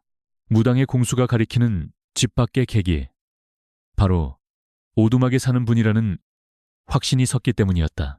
유모는 그 아이가 살아있는 한 도련님의 기운이 눌려 병석을 털고 일어나지 못할 것이라며 불길한 싹을 아예 뿌리째 뽑아내야 한다고 역설했다. 공포와 모성애로 이성을 잃은 부인은 떨리는 입술로 고개를 끄덕였다. 그것은 살인 교사나 다름없는 침묵의 동의였다. 유모는 장터의 왈패들을 매수했다. 오늘 밤 소장농들이 사는 오두막촌에 불을 지르고 그들을 쫓아내라는 지령이었다. 겉으로는 밀린 소장료를 핑계로 한 강제 퇴거였으나 실상은 분이를 쥐도 새도 모르게 제거하려는 흉계였다. 돈을 받은 왈패들의 눈빛이 흉흉하게 번뜩였다. 그들에게 사람 목숨 하나쯤은 술값 몇 푼보다 가벼운 것이었다. 저택의 높은 담장 너머로 시커먼 살기가 피어올랐으나 아무것도 모르는 오두막 사람들은 고단한 하루를 마치고 잠자리에 들 준비를 하고 있었다. 월임은 이 흉흉한 기류를 감지했다. 판서댁 하인들의 움직임이 심상치 않았고 뒷문으로 낯선 사내들이 드나드는 것을 목격했기 때문이었다. 바람결에 실려오는 냄새가 매캐했다. 그것은 아직 타지 않은 장작의 냄새가 아니라 곧 닥쳐올 재앙의 냄새였다. 월임은 직감적으로 오늘 밤이 고비임을 깨달았다. 그녀는 서둘러 채비를 갖추었다. 이제 더 이상 멀리서 지켜볼 수만은 없었다. 그녀는 장롱 깊숙한 곳에서 고이 간직해온 물건 하나를 품에 넣고 어둠 속으로 몸을 던졌다. 월임이 분인의 오두막 근처 개울가에 도착했을 때 분인은 홀로 앉아 흙투성이가 된 발을 씻고 있었다. 달빛도 없는 어둠 속이었지만 월임의 눈에는 아이의 실루엣이 선명하게 들어왔다. 그녀는 주위를 살피며 조심스럽게 아이에게 다가갔다. 인기척의 놀란 분이가 고개를 들었으나 월임을 알아보고는 이내 안도하며 미소 지었다. 할머니, 또 오셨네요. 아이의 목소리는 맑은 시냇물 소리처럼 청아했다. 월임은 아이의 앞에 쭈그리고 앉았다. 아가 발을 좀 보자꾸나. 월임의 목소리가 가늘게 떨렸다. 분이는 부끄러운 듯 흙물이 든 발을 뒤로 빼려 했으나 월임은 단호하게 아이의 발목을 잡았다. 그리고 개울물로 정성스럽게 아이의 발을 씻기 시작했다. 차가운 물살이 흙먼지를 씻어내자 하얀 속살이 드러났다. 월임은 숨을 죽이고 왼쪽 발바닥을 뒤집어 확인했다. 어둠 속에서도 붉게 빛나는 초승달 모양의 반점. 5년 전 핏덩이였을 때 보았던 그 붉은 점은 이제 아이가 자라남에 따라 더욱 선명하고 또렷해져 있었다. 그것은 단순한 점이 아니었다. 조판서 가문의 직계 혈통에게만 나타난다는 전설 같은 징표 붉은 발의 증거였다. 워림은 과거 판서의 발을 씻겨주던 하인들의 수군거림을 기억하고 있었다. 판서의 발바닥에 붉은 달이 박혀 있다는 소문. 지금 그녀의 눈앞에 있는 이 아이의 발에 박힌 것과 똑같은 모양, 똑같은 위치였다. 이것이야말로 그 누구도 부인할 수 없는 하늘이 내린 움직이는 증거였다. 워림의 손끝이 아이의 발바닥을 어루만지며 전율했다. 이 글은 입불이 있다? 할머니 간지러워요. 분이가 까르르 웃었다. 워림은 눈시울이 뜨거워짐을 느꼈다. 이토록 명확한 증거를 가지고도 천한 신분으로 살아가야 하는 살아있어 주어서, 이 증거를 지켜주어서 고마웠다. 워림은 품속에서 준비해온 하얀 버선 한 켤레를 꺼냈다. 그리고 분이의 젖은 발을 치마폭으로 닦아준 뒤 정성스럽게 버선을 신겨주었다. 낡은 옷과는 어울리지 않는 고운 버선이었다. 잘 듣거라 아가. 이 버선은 절대 벗으면 안 된다. 그리고 내 발바닥에 있는 그 붉은 점, 그건 누구에게도 보여줘서는 안 되는 비밀이다. 알겠느냐? 워림은 분이의 어깨를 잡고 신신당부했다. 평소와 다른 워림의 엄숙한 태도의 분이는 겁먹은 표정으로 고개를 끄덕였다. 네, 할머니. 꼭 약속할게요. 워림은 아이를 꼭 껴안았다. 이것이 마지막이 될지도 모른다는 불길한 예감이 스쳐 지나갔다. 그때였다. 마을 어귀에서 개들이 요란하게 지저대기 시작했다. 타닥타닥 무언가 타는 소리와 함께 붉은 불길이 밤하늘을 치솟았다. 왈패들이었다. 그들은 횃불을 들고 오두막집 지붕에 불을 지르며 들이닥쳤다. 불이야, 불이 났다. 사람들의 비명소리가 정적을 깨뜨렸다. 평화롭던 소장농 마을은 순식간에 아수라장으로 변했다.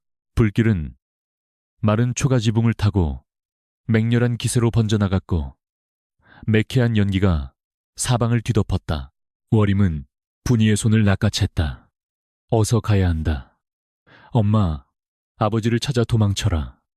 분이는 겁에 질려 울음을 터뜨렸으나 워림은 아이를 이끌고 오두막 쪽으로 달렸다. 분이의 부모가 불타는 집에서 허둥지둥 뛰쳐나오고 있었다.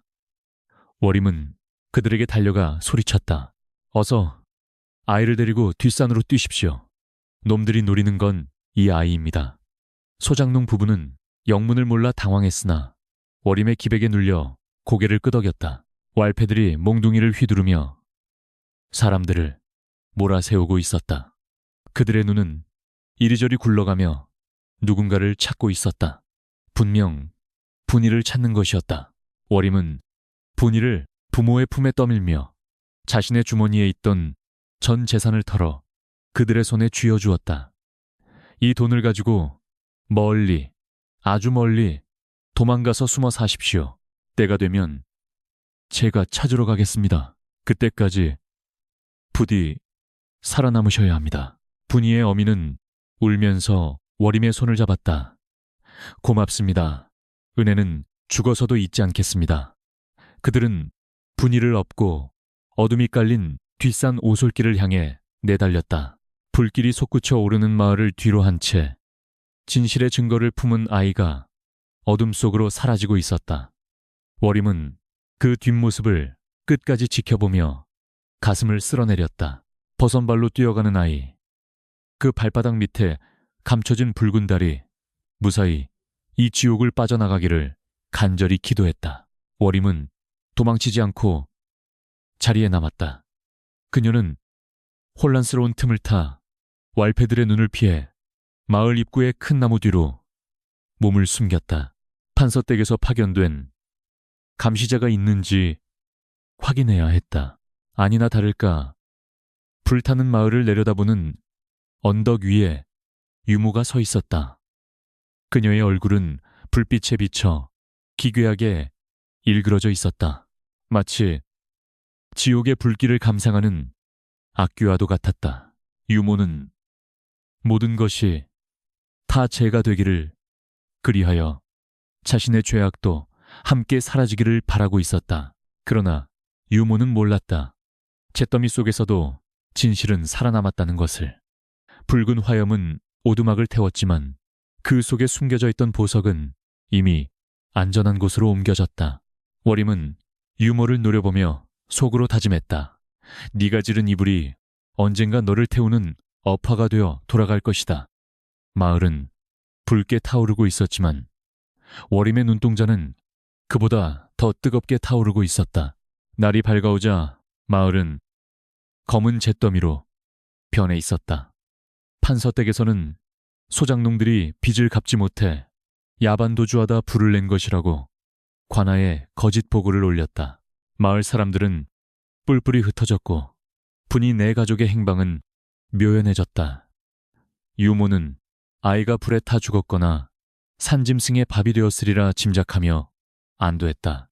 명의병세가 조금 호전되는 기미를 보이자 그녀는 자신의 판단이 옳았다고 믿었다. 하지만 워림은 알고 있었다. 이것은 끝이 아니라 새로운 시작임을. 그녀는 잿더미가 된 분인의 집터에 서서 타다 남은 기둥 하나를 바라보았다. 흙 속에 묻혀있던 진실은 이제 세상 밖으로 나가 때를 기다릴 것이다. 아이의 발바닥에 새겨진 붉은 달이 차오르는 날, 거짓된 태양은 추락할 것이다. 워림은 옷매무새를 가다듬고 판서댁을 향해 걸음을 옮겼다. 이제 그녀가 해야 할 일은 적의 심장부에서 그들의 파멸을 준비하는 것이었다. 10년의 세월이 유수와 같이 흘러갔다. 강산이 변한다는 그 긴 시간 동안 조 판서댁의 위세는 하늘을 찌를 듯 높아졌으나 그 내부는 썩어 문드러진 고목과 같았다.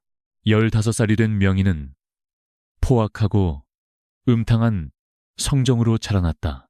학문보다는 술과 여색을 가까이 했고 하인들을 심심풀이로 매질하는 것이 일상이었다. 그러나 판서는 늙어갈수록 아들에게 더욱 집착했다. 자신의 피를 이은 유일한 독자라는 맹목적인 믿음이 그의 눈과 귀를 멀게 한 것이다. 드디어 명예 관례를 치르고 가문의 후계자로 공포하는 날이 잡혔다. 그것은 되돌릴 수 없는 파멸의 서막이었다. 그동안 워림은 죽은 듯이 지냈다. 산파일도 그만두고 외딴 집에서 칩거하며 겉으로는 노망난 늙은이 행세를 했다. 그러나 그녀의 눈빛만은 형형하게 살아있었다.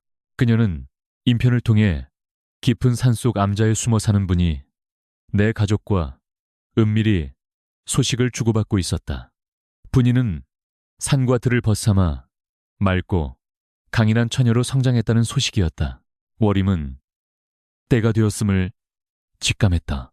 명예 관례식 날, 가짜의 가면을 벗기고 진짜 주인을 세상에 알릴 마지막 기회였다. 관례식을 사흘 앞둔 밤, 워림은 떨리는 손으로 마지막 서찰을 썼다. 붉은 달이 뜰 때가 되었다. 준비하여 내려오너라. 그녀는 믿을 수 있는 심부름꾼에게 서찰을 맡겨보냈다. 그러나 운명의 장난은 가혹했다. 심부름꾼이 마을 어귀에서 판서 댁 하인들과 시비가 붙어 관아로 끌려갔고 품속에서 떨어진 서찰이 유모의 손에 들어가고 만 것이었다. 서찰을 읽은 유모의 손이 부들부들 떨렸다. 10년 전 죽은 줄 알았던 불씨가 살아있음은 물론 워림이 그 배후였다는 사실에 치가 떨렸다. 이 늙은 여우 같은 년이 감히 유모의 눈에서 살기가 뿜어져 나왔다. 그녀는 당장 사병들을 소집했다. 판서에게 알릴 시간도 아까웠다. 오늘 밤 안에 워림의 목을 베고 서찰에 적힌 암자까지 찾아내어 그 뿌리를 완전히 도려내야 했다. 유모는 자객들에게 워림의 집을 포위하고 불을 지르라고 명령했다. 쥐새끼 한 마리도 빠져나가지 못하게 하라는. 워림은 방 안에서 짐을 꾸리고 있었다. 10년간 기록해온 장부, 그리고 분이가 태어났을 때 덮었던 피 묻은 베네 저고리. 이것들이야말로 세상을 뒤집을 무기였다. 그때 창호지 문 밖으로 낯선 그림자들이 어른거렸다. 산파로서 수많은 죽음을 지켜봐온 그녀의 본능이 위험을 감지했다. 매캐한 기름 냄새와 함께 사내들의 거친 숨소리가 들려왔다. 놈들이 왔다. 생각보다 빨랐다. 워림은 짐 보따리를 어깨에 메고 부엌 쪽 쪽문으로 향했다. 불을 질러라. 밖에서 고함이 들리자마자 지붕 위로 횃불이 날아들었다. 순식간에 화염이 초가집을 집어삼켰다. 워림은 연기를 마시며 기침을 토해냈다. 앞문은 이미 막혔다. 그녀는 젖먹던 힘을 다해 뒷담을 넘었다. 다리가 후들거리고 심장이 터질 듯 뛰었지만 멈출 수 없었다. 여기서 잡히면 10년의 기다림이 물거품이 되고 분이마저 위험해진다. 그녀는 어둠이 짙게 깔린 뒷산을 향해 내달렸다. 저기 있다. 도망간다. 자객 중 하나가 워림을 발견하고 소리쳤다. 화살이 핑 소리를 내며 귓가를 스쳐 지나갔다. 워림은 덤불 속으로 몸을 날렸다. 날카로운 나뭇가지에 얼굴과 팔이 찢겨나갔지만 고통을 느낄 겨를도 없었다. 그녀는 지리에 익숙지 않은 자객들을 따돌리기 위해 험한 바위 틈과 가시덤불 사이를 헤치며 나아갔다. 늙은 육신이 비명을 질렀으나 정신력 하나로 버티고 있었다. 하늘도 그녀의 탈출을 돕는 듯 갑자기 굵은 빗줄기가 쏟아지기 시작했다. 10년 전 그날 밤처럼 천둥 번개가 몰아치며 억수 같은 비가 내렸다. 빗소리는 워림의 발자국 소리를 감춰주었고 쏟아지는 비는 자객들의 시야를 가렸다. 워림은 비에 젖은 산길을 미끄러지듯 달렸다. 등 뒤에서 놈들의 욕설이 들려왔지만 거리는 조금씩 벌어지고 있었다. 피와 빗물이 섞여 흘러내리는 그녀의 모습은 처참하기 그지없었으나 눈빛만은 먹이를 노리는 매처럼 매서웠다. 한참을 달려 산 중턱에 있는 성황당에 도착했을 때 워림은 탈진하여 쓰러지고 말았다. 숨이 턱 끝까지 차오르고 다리는 더 이상 움직이지 않았다. 이대로 끝인가 싶어 눈앞이 캄캄해졌다. 그때 어둠 속에서 누군가의 인기척이 느껴졌다. 자객인가 워림은 짐 보따리를 꽉 끌어안으며 뒤로 물러섰다. 번개가 번쩍이며 성황당 앞을 비추었다. 그곳에는 삿갓을 쓴 한 사람이 서 있었다. 할머니 익숙한 목소리였다. 삿갓을 벗은 그 얼굴은 빗물에 젖어 있었으나 달처럼 환하게 빛나고 있었다. 분이었다. 암자에서 소식을 기다리다 못해 불길한 예감을 느끼고 산을 내려오던 참이었다. 15살이 된 분이는 남장을 하고 있었지만 그 기품과 아름다움은 숨길 수 없었다. 오똑한 콧날, 강인한 눈매, 굳게 담은 입술. 그것은 젊은 시절의 조판서를, 아니 그보다 더 거슬러 올라가 조씨 가문의 시조를 빼닮은 모습이었다. 아가. 워림은 안도감에 눈물을 쏟으며 분이의 품에 무너져 내렸다. 분이는 피투성이가 된 워림을 부축하며 울먹였다. 이게 무슨 일이에요? 누가 할머니를 이렇게 만들었어요? 분이의 목소리에 분노가 서렸다. 워림은 떨리는 손으로 품속의 보따리를 분이에게 건넸다. 놈들이 눈치를 챘다. 더 이상 지체할 수 없어. 내일이 그놈의 관례식이다. 네가 직접 가서 이 모든 것을 끝내야 한다. 분이 내 부모, 아니 양부모인 소장농 부부도 뒤따라 도착했다. 그들은 망을 보며 주위를 경계했다. 워림은 거친 숨을 몰아쉬며 분이의 손을 잡았다. 두려우냐? 저 거대한 기와집이 서슬퍼런 권력이 무섭느냐? 분이는 고개를 저었다. 그녀의 눈동자에 번개가 비치며 서늘한 빛을 발했다. 아니요, 두렵지 않습니다. 제 것을 찾으러 가는 길인걸요. 도둑을 쫓아내는 주인이 어찌 두려워하겠습니까? 그 당당한 대답에 워림은 미소를 지었다. 이제 되었다. 10년간 흙 속에서 웅크리고 있던 씨앗이 마침내 거목이 되어 세상 밖으로 나올 준비를 마쳤다. 비는 여전히 거세게 내리고 있었지만 그것은 더 이상 차가운 시련의 비가 아니었다. 묵은 때를 씻어내고 새로운 세상을 열어줄 정화의 비였다. 월임은 아픈 몸을 일으켜 세웠다. 날이 밝기 전에 도성에 닿아야 한다. 내일 아침 저택의 대문이 열릴 때 진짜 주인이 누구인지 보여주자꾸나. 산 아래에서는 허탕을 친 자객들이 횃불을 들고 우왕좌왕하고 있었다. 그들은 몰랐다. 자신들이 쫓던 늙은 여우가 호랑이를 데리고 돌아오고 있다는 사실을. 폭풍우가 몰아치는 밤, 네 사람의 그림자는 어둠을 뚫고 도성을 향해 나아갔다. 그들의 발걸음 하나하나가 거대한 파도를 일으키고 있었다.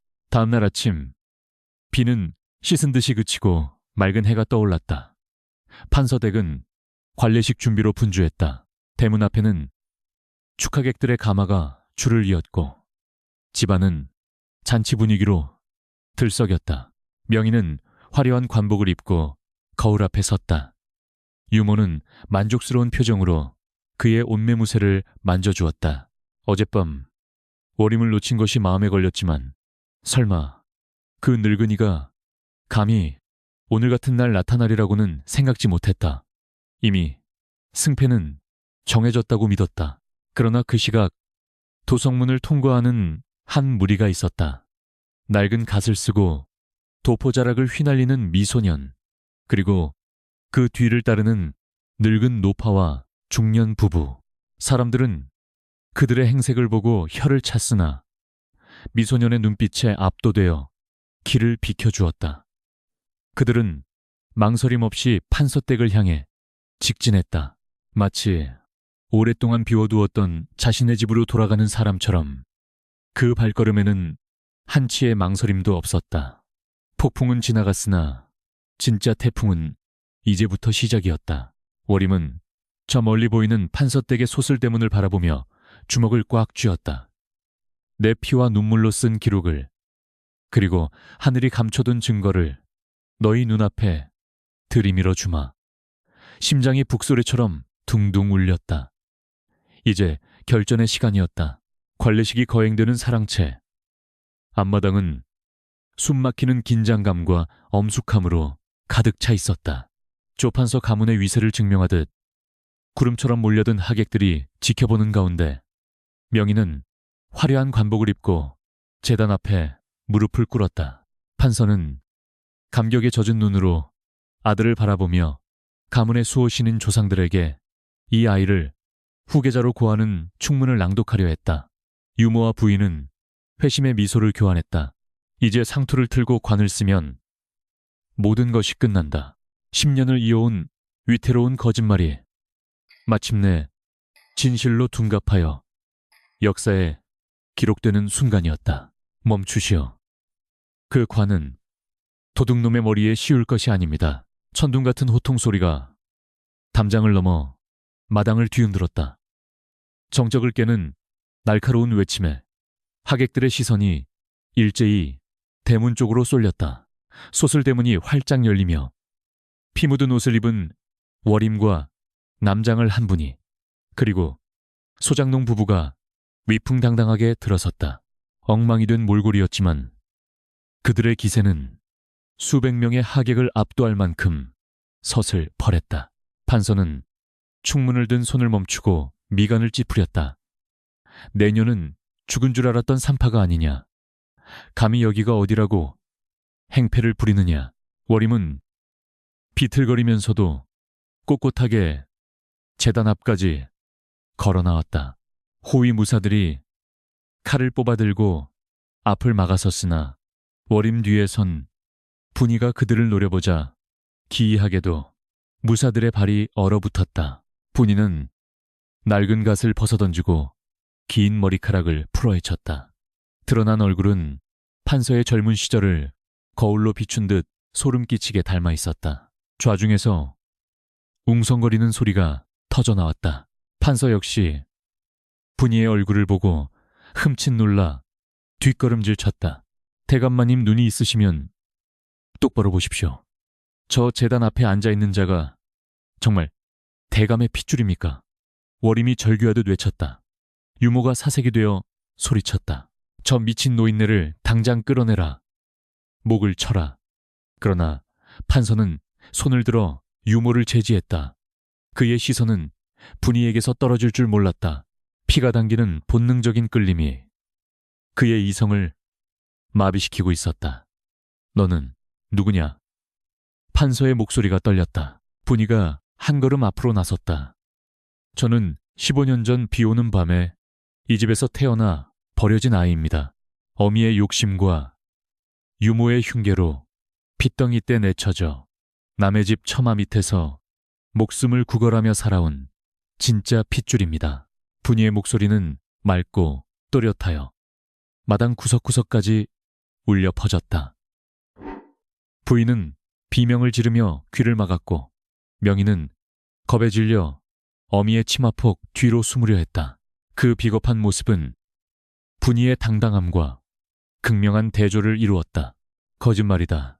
전연이 재물을 탐해 사기극을 벌이는 것이다. 부인이 악을 쓰며 발버둥 쳤다. 월임은 품속에서 피와 땀에 젖은 장부를 꺼내 판서의 발치에 던졌다. 이것이 증거입니다. 그날 밤의 모든 진실, 죽은 사머리의 억울한 죽음, 그리고 유모가 저지른 폐악질이 여기 낱낱이 적혀 있습니다. 판서는 떨리는 손으로 장부를 집어들었다. 몇 장을 넘기기도 전에 그의 얼굴이 흑빛으로 변해갔다. 그러나 유모는 포기하지 않았다. 그리야 누구나 지어낼 수 있는 것. 어찌 저런 종이 조각 하나로 귀한 도련님을 욕보이십니까? 유모의 항변에 하객들도 반신반의하는 눈치였다. 확실한 물증 없이는 믿기 힘든 충격적인 이야기였기 때문이었다. 월임은 비장한 표정으로 판서를 똑바로 응시했다. 종이는 거짓을 말할 수 있으나 몸에 새겨진 하늘의 도장은 거짓말을 하지 못합니다. 대감마님 조씨 가문의 직계손에게만 나타난다는 징표를 알고 계시지요. 판서의 눈동자가 거칠게 흔들렸다. 그것은 가문의 비밀이었다. 오직 종손과 자신만이 알고 있는 신체적 특징. 설마 판서가 입술을 깨물었다. 월임은 제단 앞에 웅크리고 있는 명희를 가리켰다. 저 아이의 버선을 벗겨보십시오. 만약 저 아이가 대감의 씨앗이라면 발바닥에 붉은 달이 있어야 할 것입니다. 순간 정적이 흘렀다. 부인과 유모의 얼굴에서 핏기가 완전히 사라졌다. 판서는 성큼성큼 다가가 명희 멱살을 잡고 일으켜 세웠다. 발을 보여라. 명희는 울부짖으며 싫다고 버둥거렸으나 판서의 악력을 당해낼 수는 없었다. 판서는 거칠게 명희 버선을 벗겨냈다. 드러난 발바닥은 희고 매끈했다. 점 하나, 흉터 하나 없는 평범한 발이었다. 판서는 믿을 수 없다는 듯 아들의 발을 뚫어져라 쳐다보았다. 15년을 금지옥엽 키워온 아들에게 가문의 징표가 없었다. 아니야, 그럴 리가 없어. 판서가 망연자실하여 중얼거렸다. 그때 월임이 분이를 향해 고개를 끄덕였다. 분이는 말없이 제단 위로 올라가 신고 있던 집신과 월임이 주었던 하얀 버선을 천천히 벗었다. 그리고 자신의 왼쪽 발바닥을 판서에게 내보였다. 햇살 아래 드러난 발바닥에는 선명한 붉은 초승달 반점이 박혀 있었다. 마치 붉은 보석처럼 영롱하게 빛나는 부인할 수 없는 혈통의 증거였다. 판서는 숨을 헐떡이며 자신의 버선을 벗어던졌다. 그의 거친 발바닥에도 똑같은 모양, 똑같은 색깔의 붉은 달이 박혀 있었다. 두 개의 붉은 달이 서로를 마주보는 순간 마당 안에 모든 사람이 경악하며 숨을 죽였다. 그것은 그 어떤 문서보다 강력하고 그 어떤 말보다 확실한 진실의 선포였다. 판서는 비틀거리며 분이에게 다가갔다. 그의 손이 떨리며 분이의 발바닥을 그리고 얼굴을 어루만졌다. 네가 내 딸이었구나. 대감마님 아니옵니다. 함정입니다. 유모가 마지막 발악을 하며 품에서 단도를 꺼내 분이를 향해 달려들었다. 이판사판 너 죽고 나 죽자는 심산이었다. 하객들이 비명을 질렀다. 그러나 유모의 칼날이 분이에게 닿기 직전 잽싸게 몸을 날린 소장농 아비가 유모의 팔을 낚아채 바닥에 내리꽂았다. 유모는 제압당해 바닥에 처박혔고 단도는 힘없이 튕겨나갔다. 부인은 그 자리에 주저앉아 실성한 듯 웃음을 터뜨렸다. 내가 낳았어. 내가 낳은 아들이야. 붉은 점 따위가 무슨 상관이야. 그녀는 명희를 끌어안고 횡설수설했다. 명희는 공포에 질려 오줌을 지리며 울고 있었다. 판서는 그 추악한 광경을 보며 피가 거꾸로 솟는 것을 느꼈다. 15년간 자신을 속이고 핏줄을 내다버리고 가짜를 왕처럼 모시게 만든 아내와 유모에 대한 배신감이 가슴을 찢어놓았다. 여봐라. 당장 저 요망한 것들을 포박해라. 판서의 사자후가 터졌다. 호위 무사들이 달려들었다. 유모와 부인 그리고 넋이 나간 명희는 줄줄이 포승줄에 묶였다. 하객들은 이 기막힌 반전에 입을 다물지 못했다. 화려했던 관례식장은 순식간에 죄인들을 심판하는 형장으로 변했다. 판서는 분이를 와락 끌어안고 오열했다. 미안하다. 내 눈이 멀어 너를 알아보지 못했구나. 뜨거운 눈물이 분이의 어깨를 적셨다. 분이는 아비의 품에 안겨 가만히 눈물을 흘렸다. 15년의 서름, 버려짐의 고통, 가난의 굴레가 이 순간의 눈물과 함께 씻겨 내려갔다. 워림은 그 모습을 지켜보며 긴 한숨을 내쉬었다. 다리가 풀려 바닥에 주저앉았지만 마음만은 깃털처럼 가벼웠다. 하늘의 그물은 성긴 듯해도 빠져나갈 수 없다는 것. 진실은 언젠가 반드시 밝혀진다는 것을 확인한 순간이었다. 유모는 끌려가면서도 워림을 향해 저주를 퍼부었다. 내년도 무사하지 못할 것이다. 지옥 끝까지 쫓아가마. 그러나 워림은 담담하게 그 저주를 받아 넘겼다. 나는 이미 지옥을 살았다. 이제 지옥에 갈 차례는 너다. 포승줄에 묶인 죄인들이 대문 밖으로 끌려나가고 마당에는 진짜 주인인 분이와 참여하는 판서 그리고 그들을 지켜보는 워림만이 남았다. 무너진 가문의 폐허 위로 진짜 태양이 떠오르고 있었다. 매서운 칼바람이 불어오던 겨울이 지나고 판서댁 기와지붕 위에도 늦은 봄이 찾아왔다. 그러나 화려했던 저택의 봄은 예전 같지 않았다.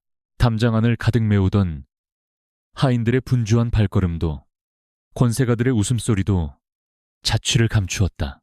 거대한 저택은 마치 폭풍이 휩쓸고 지나간 폐허처럼 고요했고 곳곳에 피어난 잡초만이 이곳이 한때 영화를 누리던 곳임을 잊게 만들고 있었다. 진실이 밝혀진 대가는 혹독했다. 가문은 풍비박산났고 사람들은 뿔뿔이 흩어졌다. 죄인들의 말로는 비참했다. 유모는 관아의 형틀 위에서 모진 고문을 받다 숨을 거두었다.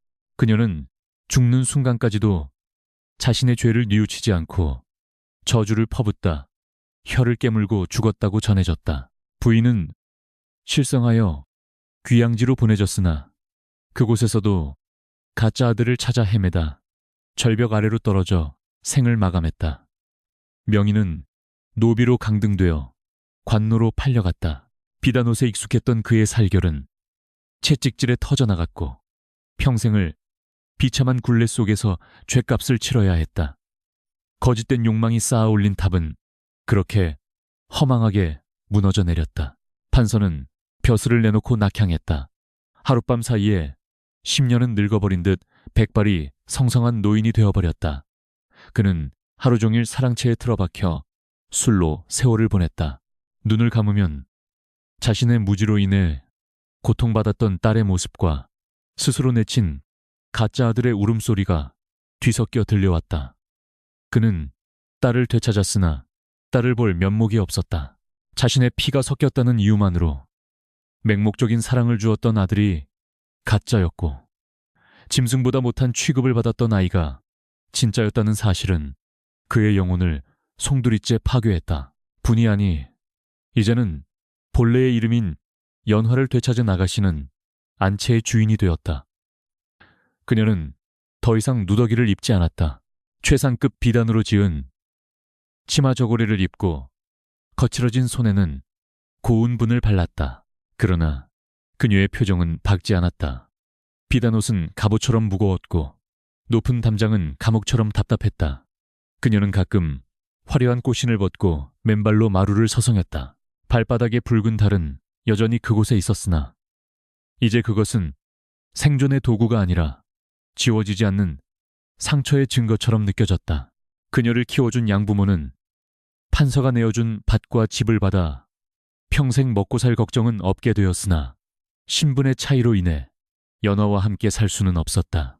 연화는 밤마다 소장농 부부의 따뜻했던 아랫목과 거친 보리밥 냄새를 그리워하며 남몰래 눈물 지었다. 핏줄을 찾았으나 가족을 잃었고 신분을 찾았으나 자유를 잃은 셈이었다. 그녀는 텅 빈 마당을 바라보며 부와 명예라는 것이 얼마나 덧없는 것인지 뼈저리게 느꼈다. 월임은 모든 일이 마무리되자 떠날 채비를 했다. 10년 전 그 비오는 밤, 가마를 타고 들어왔던 그 문으로 이제는 걸어서 나갈 때가 된 것이다. 그녀의 짐 보따리는 올 때처럼 단출했다. 판서는 월임에게 큰 기와집과 많은 재물을 내리려 했으나 월임은 단호히 거절했다. 피 묻은 돈은 한 번으로 족합니다. 제 몫은 이 집안의 비밀을 묻어둔 것으로 대신하겠습니다. 그녀의 목소리는 늙고 쉬었지만 그 어느 때보다 홀가분했다. 떠나기 전 월임은 마지막으로 연화를 찾았다. 연화는 월임의 손을 잡고 가지 말라며 눈물을 흘렸다. 할머니마저 가시면 저는 이 넓은 집에 누구와 살란 말입니까? 저도 데려가 주세요. 다시 흙을 만지며 살고 싶습니다. 연화의 애원에 월임은 가슴이 미어지는 듯 했으나 고개를 저으며 아이의 눈물을 닦아주었다. 아가, 너는 이제 진흙 속의 연꽃이 아니라 세상 밖으로 나온 꽃이다. 네가 겪은 고통은 거름이 되어 너를 더욱 단단하게 만들 것이다. 월임은 연화의 발을 감싸쥐었다. 이 붉은 달을 부끄러워하지도 자랑스러워하지도 말거라. 이것은 그저 너라는 존재의 표식일 뿐이다. 과거의 원한에 묶여 살지 말고 너 자신으로 살아가거라. 그것이 내가 너를 살린 이유다. 월임은 연화의 손을 놓고 뒤도 돌아보지 않고 대문을 나섰다. 대문 밖에는 화창한 봄 햇살이 쏟아지고 있었다. 그녀는 지팡이의 의지에 타벅타벅 길을 걸었다. 길가에는 이름 모를 들꽃들이 흐드러지게 피어 있었다. 누가 봐주지 않아도 비싼 걸음을 주지 않아도 제 스스로 피고 지는 꽃들. 월임은 문득 그 꽃들이 연화와 닮았다고 생각했다. 그리고 한편으로는 불에 타 죽은 사머리와 비참하게 죽어간 부인과 유모, 그리고 어디선가 노비로 살아가고 있을 명의 모습이 꽃잎 위로 겹쳐졌다. 인간의 욕심이 만들어낸 비극은 결국 한 줌의 재가 되어 흩어졌다. 승자도 패자도 없는 싸움이었다. 남은 것은 살아남은 자들이 짊어져야 할 몫뿐이었다. 월임은 하늘을 올려다보았다. 구름 한 점 없는 파란 하늘이 무심할 정도로 맑았다. 그녀는 깊은 숨을 들이마셨다. 비릿한 피 냄새도 매캐한 양 냄새도 없는 흙과 플레음 섞인 바람이 폐부 깊숙이 들어왔다. 이제 다 끝났다. 월임이 중얼거렸다. 그녀의 발걸음은 점점 가벼워졌다. 그녀는 바람이 부는 대로, 구름이 흐르는 대로 정처 없이 발길을 옮겼다. 그녀가 지나간 자리에는 희미한 발자국만이 남았다가 이내 바람에 지워졌다.